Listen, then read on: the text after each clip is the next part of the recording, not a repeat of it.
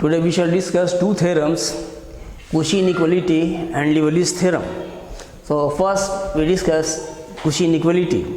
The statement of the theorem is, let fz be analytic in domain D and let D contain the interior and the boundary of the circle gamma defined by mod z minus z0 equal to rho. If mod fz is less than equal to m on gamma, then mod of fn z0 is less than equal to factorial n times m upon rho to the power n. Proof. We know that if fz be analytic within and on the boundary C of a simply connected domain D, and if z0 be a point within C, then fn z0 is equal to factorial n by 2 pi I integral over C fz upon z minus z0 n plus 1 dz. It followed by higher order derivative of fz at z0. So in the case of circle gamma defined by the equation mod z minus z0 equal to rho, we have fn z0 equal to factorial n by 2 pi I integral over gamma fz upon z minus z0 to the power n plus 1 dz, where z0 is a point within C. Hence, we are going to take the modulus of this equation. So mod fn z0 will be equal to mod of factorial n by 2 pi I integral over gamma fz upon z minus z0 to the power n plus 1 dz, and this will be less than equal to factorial n by 2 pi because modulus of I will be 1 integral over gamma. Mod of integral is less than equal to integral of the mod. So we have in the numerator mod fz upon z minus z0 to the power n plus 1 into mod dz, and this will be less than equal to m times factorial n by 2 pi integral over gamma mod dz upon z minus z0 to the power n plus 1, because mod f0 is less than equal to m. This mod fz is less than equal to m. This mod fz has been replaced by m. So this is less than equal to m times factorial n by 2 pi integral over gamma mod dz upon mod z minus z0 to the power n plus 1. Suppose equation number 1. The equation of the circle gamma is mod z minus z0 equal to rho can be written as z minus z0 equal to rho e to the power I theta. On differentiation, this will give dz equal to rho I e to the power I theta d theta. Taking modulus of this, mod dz will be equal to rho d theta, because mod of I will be 1, mod of ei theta will also be 1. Hence, from 1 we have mod fn z0 less than equal to factorial n by 2 pi into m. Now we are converting it into definite integration. So it will be integral from 0 to 2 pi for the circle. Mod dz, this is rho d theta. Mod z minus z0, this is rho. So this is rho to the power n plus 1, and this will be equal to m into factorial n by 2 pi rho to the power n, because this will be reduced to rho to the power n in the denominator, and integral 0 to 2 pi d theta will give 2 pi. So we are left with finally m times factorial n by rho to the power n. This was the result to be proved. Mod fn z0 is less than equal to m times factorial n by rho to the power n. Next we are going to discuss Liverley's theorem. The statement of the theorem is, let fz be an integral function satisfying the inequality mod fz less than equal to m for all values of z, where m is a positive constant, then fz is constant. Now what is integral function? First we define integral function. It is given that fz is an integral function A function fz is called an integral function if it is analytic in every finite region of the z plane. Now we are taking 2 points z1 and z2 in the domain D.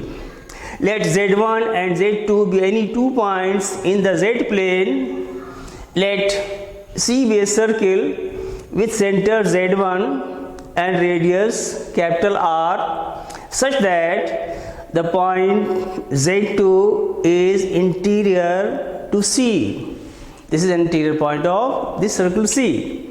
Then by Cauchy integral formula, mod fz2 will be 1 upon 2 pi I integral over C fz upon z minus z2 dz, and mod fz1 will be fz1 will be 1 upon 2 pi I integral over C fz upon z minus 1 dz. So fz2 minus fz1, this will be equal to 1 upon 2 pi I integral over C fz upon z minus z2 dz minus 1 upon 2 pi I integral over C fz upon z minus 1 dz.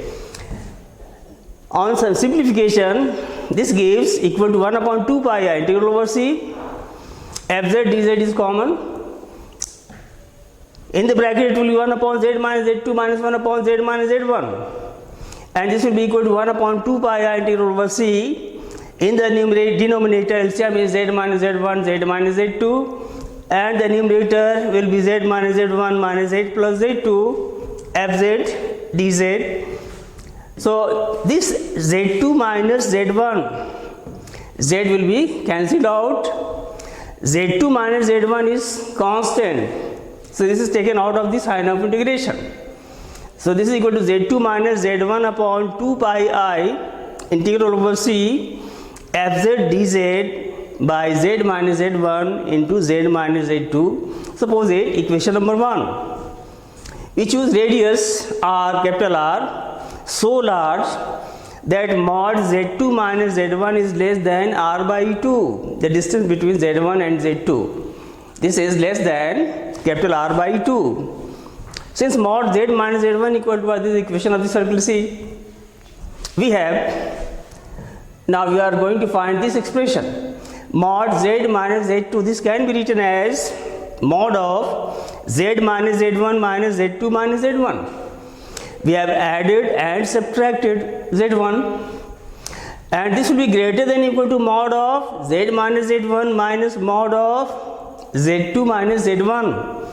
Mod z minus z1 is r, but mod z2 minus z1 is less than r by 2. So this will again finally greater than equal to r minus r by 2, that is equal to r by 2. So also we have mod fz less than equal to m. Mod fz less than equal to m, it follows from the statement of the theorem.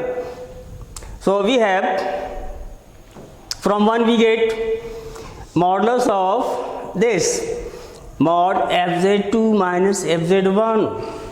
This will be equal to modulus of entire this expression, that is mod z2 minus z1 by 2 pi I integral over C fz upon z minus z1 into z minus z2 dz, and this will be less than equal to mod z2 minus z1 upon 2 pi integral over C mod fz mod dz by mod z minus z1 into mod z minus z2, and this will be less than equal to mod z2 minus z1 by 2 pi integral over C. This is replaced by m because mod fz is less than equal to m, capital M.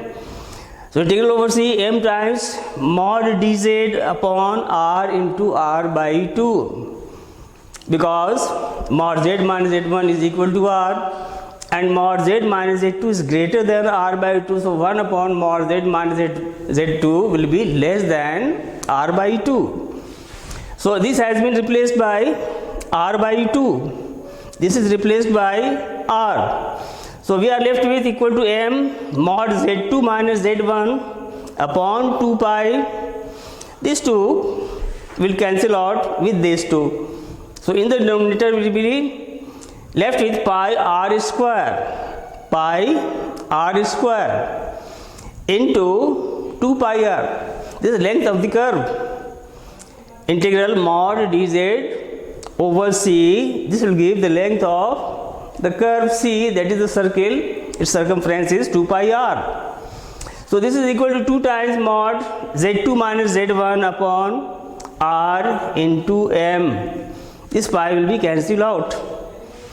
Suppose equation number 2, let r tends to infinity, then right hand side of 2 will tend to 0,